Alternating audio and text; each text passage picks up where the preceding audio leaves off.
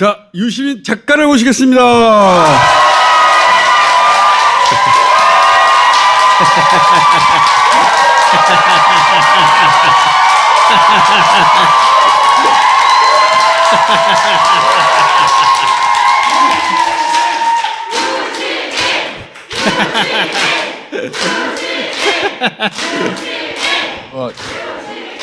자,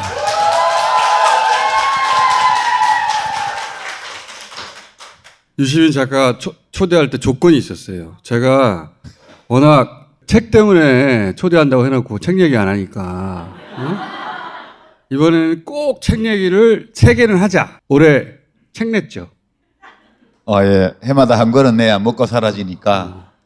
유럽 도시기행 2? 예. 비엔나 중심으로 프라하, 드레스덴, 부다페스트 이렇게 네 도시를 묶어서 낸 건데, 저는 6월에 낼 때 이제 코로나 끝나서 막 사람들이 유럽으로 막 가지 않을까, 그러면 인천공항에서 유럽행 비행기 타는 모든 사람들이 내 책을 하나씩 들고 있는 그런 거를 상상했는데 이게 완전 빗나가가지고, 예. 아직 책이 많이 안 나가요? 이제 대리만족용으로 나가는 거라, 그죠? 못 가니까 이거라도 그런 것 같아요. 무슨 책인가 하고 내가 예스24 찾아봤더니 이렇게 써 있더라고. 도시는 콘텍스트를 아는 사람들에게 말을 걸어준다. 좀 있어 보이지? 나는 그 문장을 읽고 나서 바로 문장이 바뀌었어. 도시는 위치를 아는 사람들에게 아울렛을 열어준다.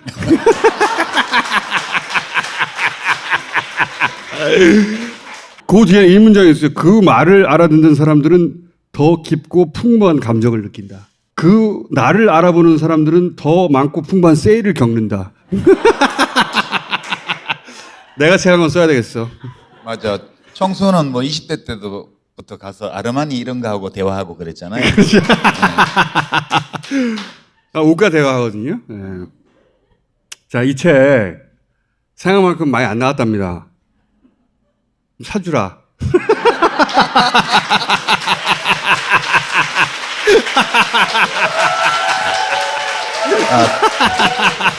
책 이야기는 그만하면 된 것 같아요. 민망해서. 이렇게 노골적으로 책 파는 사람 처음 봐요. 다른 거 필요 없어. 사줘. 응? 또 책 쓰고 있죠. 또 내년에 낼 책을 써야 되는데 유럽 도시기행 3권은 취재 여행을 못 가고 있어서 내후년에 내야 될 것 같고, 꼴방에서 쓸 수 있는 책을 쓸 수밖에 없다 해서. 뭐에 대해서 쓰고 계십니까 지금? 그게 뭐에 대해서라고 말하기가 되게 애매한데, 청수도 그것 되게 관심이 많던데 요새 과학 공부를 해보니 재밌더라고요. 과학에 대한 책을 쓰는 거예요? 아니, 과학에 대한 책이 아니고 제가 과학에 대한 책을 어떻게 쓰겠어요. 그러면, 과학자도 아닌데. 그럼 뭐? 과학 책을 이렇게 읽다 보니까 인문학 책만 볼 때 하고는 뭐가 좀 다르더라. 과학으로부터 얻는 인문학적 통찰? 통찰까지는 아니고 그러면 인문학적인 어떤 느낌? 느낌. 네, 그러니까 그거를 조금 아니까 그 전에 알던 인문학의 분야의 어떤 이론이나 철학이나 이런 것들을 좀 다르게 보게 되더라고요. 맞아. 어느 수준에 도달하면 이게 서로 진짜 다 통하거든요. 네. 나는 과학은 기초적인 것밖에 모르니까. 근데 이제 인문학에서 난해함으로 최고봉을 꼽으면 누굴 꼽겠어요? 철학자 중에. 철학자요? 예. 난 다 난해하던데. 아마 제일 난해한 사람이 뭐 니체나 니체. 헤겔이나 또는 칸트나 이런 분들이 제일 난해하지 않아요? 뭘 한다고 내내하고 그래? 칸트의 어떤 이론 중에서도 제일 저는 어려웠던 데가 인식론에 관한 건데, 근데 내가 이렇게 인지하는 이 의자 그 자체하고 같냐 안 같냐. 난 그게 무슨 헛소리인가 했어요. 무려 한 30년 넘게 그건 헛소리다. 그 의자가 의자지 무슨 내가 인지하는 의자하고 의자 그 자체하고 같지 않다니 그게 무슨 말이야 막 이랬거든. 그리고 칸트 선생은 어렵기만 하지 헛소리도 많이 하셨다 이렇게 생각했는데, 그게 아니더라고. 그럼. 양자역학이랑 뇌과학이랑 이렇게 보니까 그 맞는 말이더라고. 그래서 이게 김상욱 교수의 책을 읽고 나니까 칸트 선생이 좀 이해가 되네. 그러니까 무슨 통찰은 아니고 살짝 맛이 달라지는. 칸트 알고 싶잖아요. 근데 칸트를 연구한 칸트 해설서를 읽으면 칸트 책만큼 어려워요. 지도 무슨 말인지 못 알아들었거든. 네, 똑같이 어려워. 예. 그러니까 이제 칸트의 인식론은 양자역학과 뇌과학을 함께 봐야 이해가 된다. 제목을 이렇게 달면 팔릴 수 있겠다. 유시민의 칸트 해설서. 아니 그거 아니고 초보 과학도의 입장에서 뭐 이런 식으로 달면. 그거 아니고 네, 그거 아니야? 문과 남자의 과학 공부야. 문과 남자의 과학 공부. 제목에 꼭 유시민을 넣어야 돼요. 문과 남자 유시민의. 안 하여튼 뭐 팔리겠다? 그런 거 쓰고 있는데 쓰면서 되게 웃긴다는 생각을 하면 쓰고 있어. 내가 뭐 하는 짓이지 이러면서. 그거 나올 때 또 한 번 나와요, 그러면.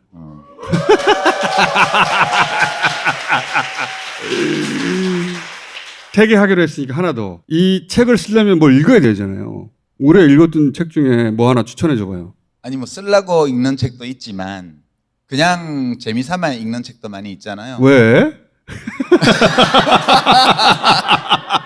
그 청수가 고기를 좋아하는 것처럼 나는 책 읽기를 좋아해요. 서로 이런 거 이제 개취라고 그러잖아요. 예.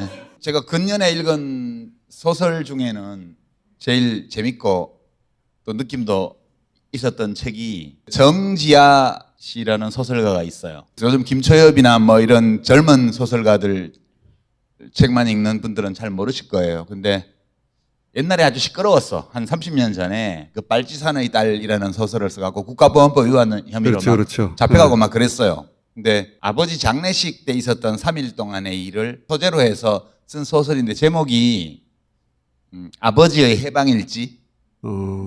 원래 창비에서 그 연재할 때는 온라인에 연재할 때는 이웃집 혁명전사라는 제목으로 연재를 했고 책을 내면서 제목을 아버지의 해방일지로 바꿨더라고요. 되게 재밌었어요. 제가 이제 일본 소설가들을 별로 좋아하지는 않는데 오쿠다 히데오를 좋아했거든요. 남쪽으로 튀어라는 소설이 있어요. 처음에 시작할 때 국민연금 막 TV 수신료 이런 거 받으러 오는 직원들한테 그 주인공이 문도 안 열어주고 이 국가의 개 막 이러면서 막 욕하는 그런 장면으로 시작해요. 그러니까 이게 전공투 시절 그러니까 1960년대 일본 좌파 학생운동의 후일담 문학인데 되게 유쾌하게 써져 있어요. 아, 우리나라도 후일담 문학이 이렇게 좀 경쾌하게 유머러스하게 쓰는 작품들이 좀 있었으면 좋겠다 이런 생각했는데 그 오쿠다 히데오 남쪽으로 튀어보다 한 10배점 재밌고 10배점 진지하고 10배점 느낌이 강한 그런 소설이었어요. 제가 제목이 뭐라고요? 아버지의 해방일지. 아, 누가 나한테 선물했어. 안 열어봤어. 아, 그래요? 그 첫 문장이 그래요. 아버지가 죽었다. 전봇대에 머리를 바꿔서 이렇게 시작해요. 네. 근데 슬픈 얘기가 많은데 되게 웃겨요. 제가 기차에서 그 책을 읽다가 누가 볼까봐 괜히 울컥하다가 웃음이 나오고 막 그래서 슬픈데 되게 똥꼬에 털 날까봐? 재밌고 그다음에 되게 진지하고 무거운 주제를 다루고 있는데 하나도 부담스럽지가 않아요. 자기 부모가 다 이제 빨치산 출신인데 그 얘기라기보다는 돌아가신 아버지가 맺었던 인간관계 거기 등장하는 사람들의 이야기를 통해서 산다는 것의 보편적인 문제 그런 거에 대한 여러 생각을 하게 해줬어요. 근년에 보기 드물게 찡하게 오는 소설이어서 많은 시민들하고 같이 읽으면 좋겠다는 생각이 좀 들었죠. 제가 여기 나오면 해마다 원래 제일 좋았던 책 하나씩 소개하고 그랬잖아요. 그래서 엔드 오브 타임도 소개를 했었고요. 남의 책 얘기 그렇게 길게 하지 마시고 유시민 책을 사요. 이?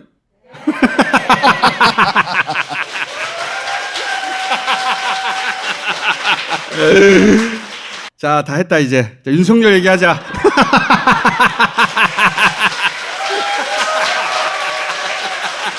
근데 제가 요새 사실 뉴스도 꼼꼼하게 안 챙겨보고 그래서 듬성듬성 뉴스를 보면서 왜 이런 일이 일어나지? 그리고 이런 일이 일어나는 거를 어떻게 받아들여야 되지?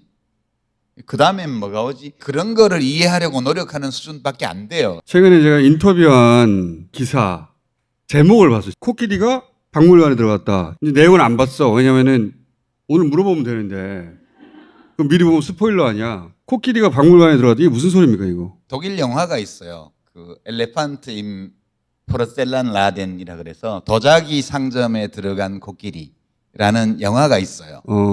제목이 독일 저널리스트들이 자주 쓰는 표현이에요. 코끼리가 도자기 박물관에 목적의식적으로 들어갈 일은 없잖아요. 도자기를 먹을 수 있는 것도 아니고. 그러니까 어떻게 잘못 들어간 거지. 그죠? 여기가 어디지? 나는 누구지? 이렇게 해서 어디로 가야 되나 하고 도는 순간 이제 도자기가 박살나는 건데 그 코끼리가 거기 들어가게 한 사람의 잘못이지. 그런 얘기를 하고 싶었던 거죠. 아, 그러니까 여기서 코끼리가 누구를 가리키는지를 말 안 하겠어요. 아 근데 코끼리가 이번엔 두 마리 아니야.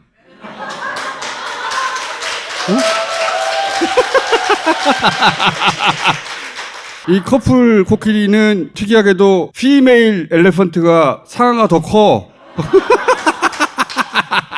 문학적인 비유를 천박한 수준으로 이렇게 바로 내 가져가 버리면 커플 엘레펀트에 대한 얘기구나. 예. 절묘한 비유다. 나도 써먹어야지. 코끼리가 또 코가 긴데 이걸 물건을 잡아야 되는데 술만 먹어. 그런 코끼리 아니에요?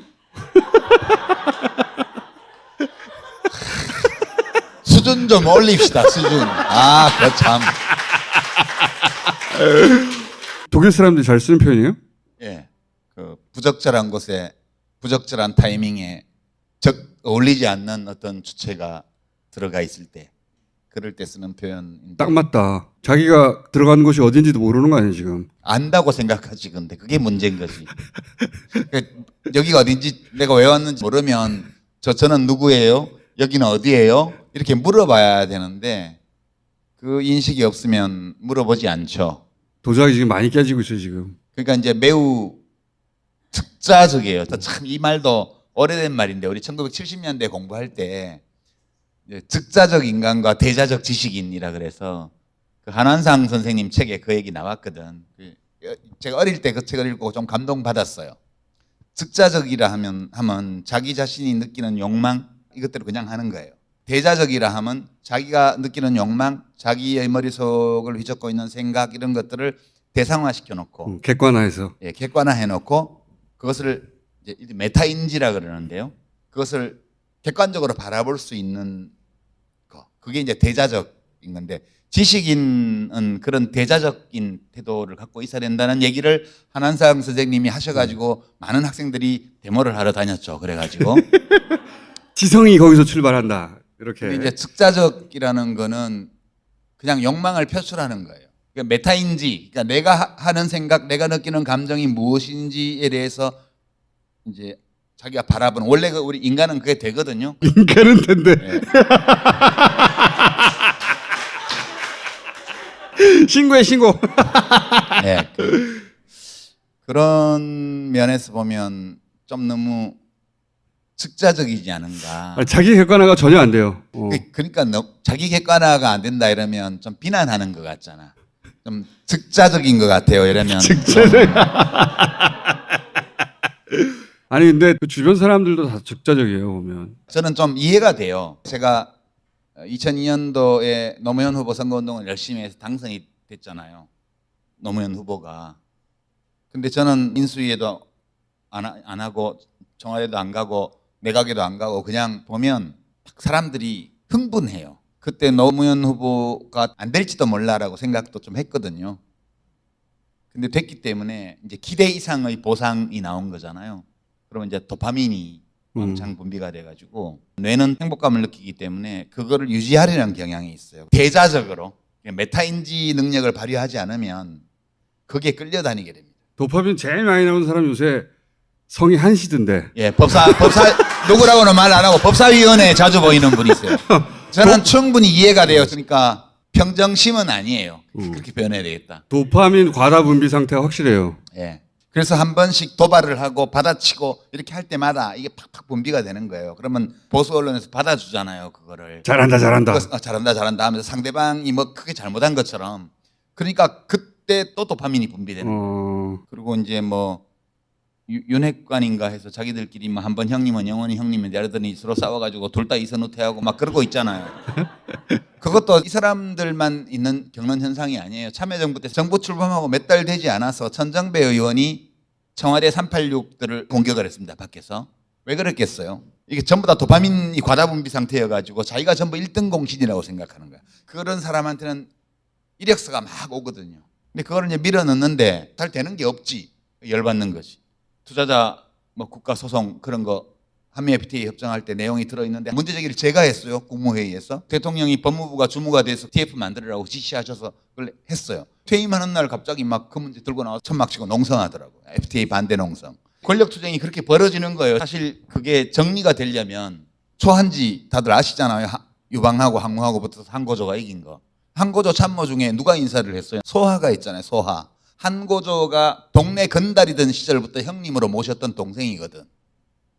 그 사람이 나중에 재상을 해요. 거기 대기다가 누가 죽었죠? 한신이 죽어요. 한신이 1등 공신이라고 공다툼을 하면서 계기다가 한고조 와이프가 계략을 써서 소하가 부추겨서 궁궐에 들어왔다가 잡혀서 목 잘려 죽잖아요. 그리고 이제 장자방, 장량은 나도 죽겠다 싶으니까 도사되는 비법을 연구한다고 도망가 버리잖아요.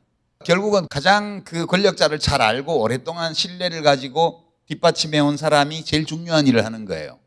그게 맞아요. 지금 제일 큰 문제는 그런 사람이 없다는 거예요. 그 한 사람 빼고는. 아, 상하 더 큰 사람? K라고, K. 상하 더 큰 사람. 문제가 거기서 엄청나게 생기는 거로 저는 짐작을 합니다. 그러니까 저도 그렇게 생각합니다. 대통령은 내가 뭘 하고 싶다 이런 게 뚜렷이 없어요. 그러니까 각자 와서 빼먹는 거죠. 그 노천광이 어디 있다고 발견한 자들이 꽃갱이 들고 파먹는 거예요. 와가지고 충성하는 척하면서. 이게 이제 다 역사책에 보면 되게 자주 나오는 장면들이. 요즘 관저나 대통령실 공사하는 업체들도 그렇죠. 그런 연관 아니에요. 그 말씀하시니까 생각나는 게 바지 있잖아, 바지. 이번에도 그 태풍에 대한 태세가 잘 돼 있다는 것을 바지로 표현하더만 대통령실에서 바지를 받고 입고 왔다. 보는 사람들 아니에요? 보는 사람. 그걸 대통령 홍보라고 하고 있어. 그러니까 바지. 제정신이 아니야. 아니 제가 물론 윤석열 대통령을 지지하는 건 전혀 아니지만 지지하고 안 하고를 떠나서 대통령은 국민 주권의 상징과 같은 존재입니다. 그 사람이 잘생겼든 못생겼든 똑똑하든 어리석든 주권 재민이라는 민주주의 원리에 입각해서 민중의 의지가 집약되어서 그 자리에 간 게 대통령이에요. 대통령실 관계자는 자들이 바지를 뭐 바꿨다? 그것도 무슨 말이고 그게? 아니 태풍에 대비하기 위해서 바지를 받고 입고 왔다는 거 아니야. 바지가 굉장히 중요해 그들에게 지금. 원래 입고 다니던 바지 있잖아요 그거. 맞춤 바지 아니에요? 맞춤 바지.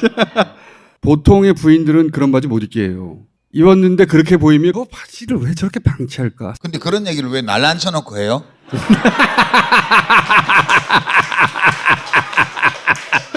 좀 기다려봐요. 그러니까 부인이 왜 그 바지를 방치할까?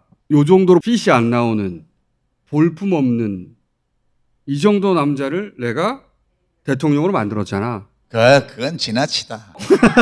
이 세상의 많은 일들 중에 별 뜻이 없이 일어나는 일도 많이 있어요. 그렇긴 한데 요 방치는 나는 이 부인의 권력 의지 같다. 사진 일정, 대통령 일정 막 유출되잖아요. 근데 계속 반복 유출한다는 건 두려움이 없다는 거잖아. 내가 진짜 라인이다. 이걸 누군가 계속 천명하고 있는 거다. 그러니까 하고 싶은 것이 뚜렷지 않은 사람이 최고 권력자에 있을 때 그 권력자의 그늘 아래에서 어떤 사람들이 모이며 그 사람들이 어떤 일을 꾸미며 그 일들의 목적이 무엇이며 어떤 방식으로 그 목적을 성취하느냐는 역사책에 너무 많이 나와 있어요. 다 다 예측 가능한 일들이에요. 예, 그런 일들이라고 생각하고 그 중에서는 부인의 역할이 있다고 봐요 지금.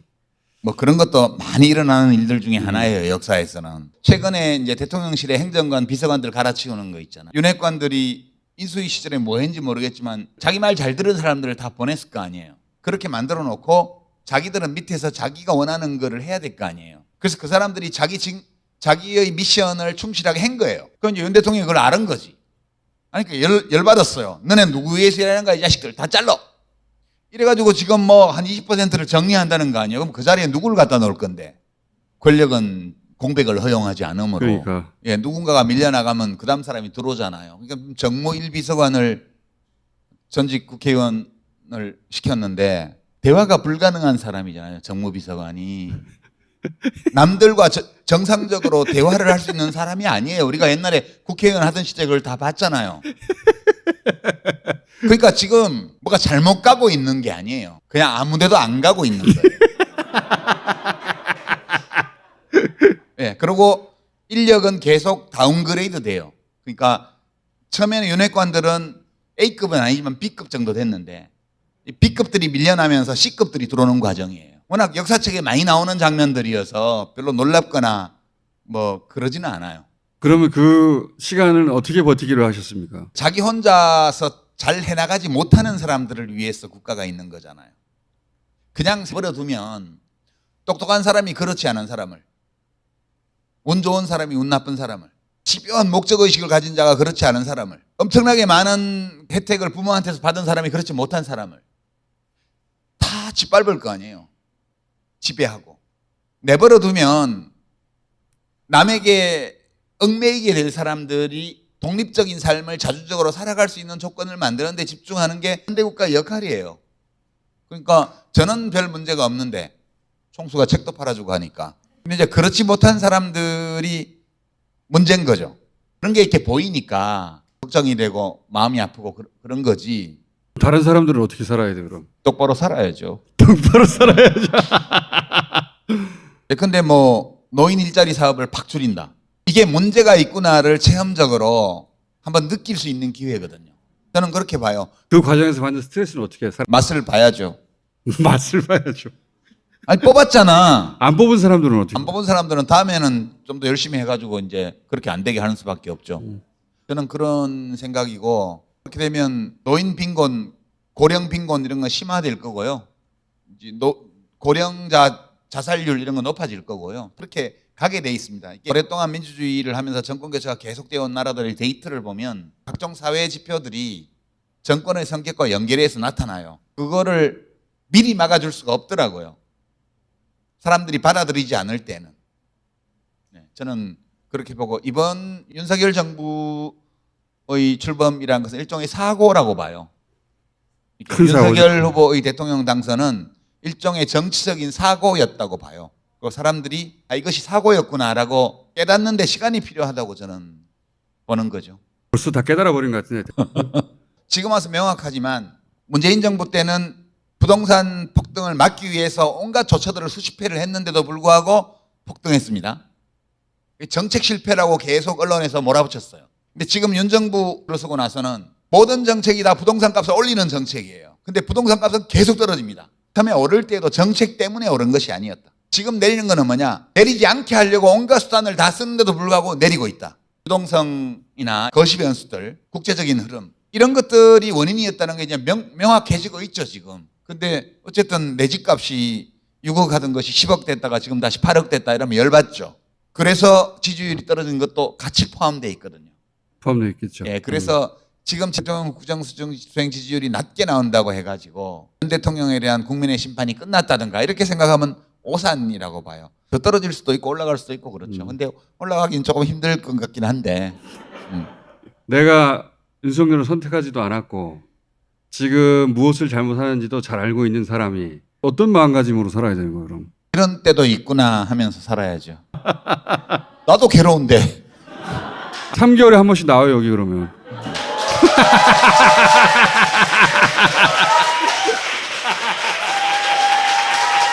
1년에 4번. 1분기 출연, 2분기 출연, 3분기 출연, 4분기 출연. 그러면 내가 석 달에 한 권씩 신간을 내야 되는 일이잖아. 아니, 그거는. 요 앞에 냈던 책 또 팔아줄게. 책 산 거 또 사도 되잖아. 상상을 해보세요. 윤석열 대통령이 취임하자마자 양산 문 대통령 사저 앞에서 막 난동 부리는 사람들이 있다는 얘기를 듣고 법무부 장관 불러다가 가능한 모든 법적 수단을 동원해서 저걸 다 없애버려 라고 공개적으로 말했다 쳐봐요. 이재명 후보나 가족이나 민주당의 인사들에 대해서 고소고발한 걸 다 취하해. 그리고 폴란드에 한국 무기를 얼마나 파냐 이런 얘기들이 오가고 있는데 하는 데 성공하면 내공도 조금 있지만 물건 잘 만든 공은 우리 전임 대통령들이시다. 이렇게 말했다고 가정해봐요. 그래갖고 지지율이 막 오르면 한편으로는 꼴 보기 싫은데 지지율 오르면 화나. 한편으로는 그래도 한국 대통령인데 잘하기를 바라는 마음도 있고 우리들 마음도 이렇게 왔다 갔다 해요. 도저히 더 이상 묵과할 수 없는 상황까지 왔다.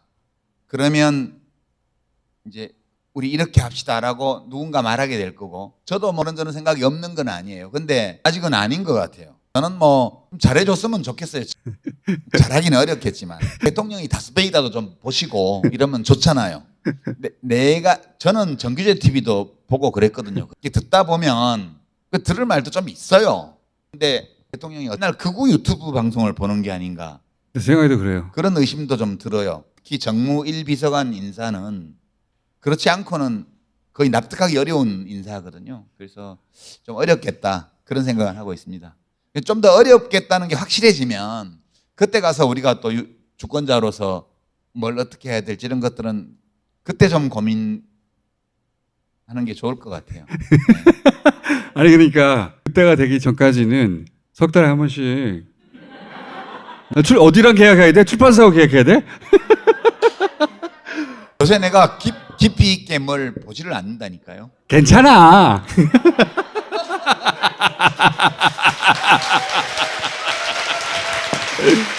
자, 그러면은 이렇게 합시다. 예, 지금 9월이니까 4, 4분기 한번 나오는 거를 일단 계약을 하고 내년 1, 4분기, 2, 4분기 여기까지 3개 연속으로 계약하는 걸로. 자, 도장? 아니 도장은 안 찍고 그냥 좀 해줘라! 해! 한번 깊게 검토해 보도록 하겠습니다. 자, 그럼 4, 4분기에 다시 모시겠습니다.